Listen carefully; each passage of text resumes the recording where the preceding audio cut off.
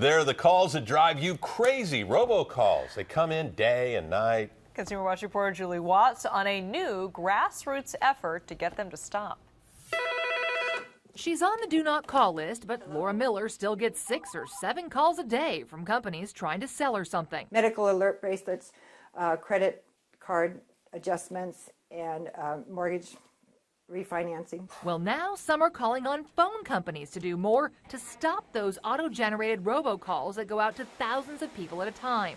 We think that the phone companies can actually block the calls before they get to your phone. Tim Marvin of Consumers Union is leading a campaign to require carriers to offer customers free tools that would block robocalls. Phone companies need to step up and do more. But right now, there's a hang-up. The telecom industry says while it, quote, shares the widespread frustration about robocalling, there are a number of complex legal issues that stand in the way.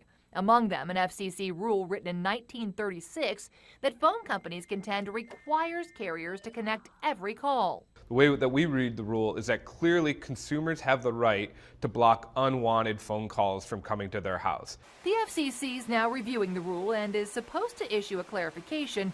Meanwhile, Marvin and others say there's no time to waste. This is Stacy at Account Holder Services. Telephone scammers cost Americans an estimated $350 million in 2011, an expensive and frustrating problem that many say is just getting worse. So far, 278,000 people have signed the Consumers Union petition, and attorneys general in 38 states are also asking the FCC to clarify its regulations. And remember, if you have a consumer question or a problem, you can give us a call, 888-5HELPS-YOU.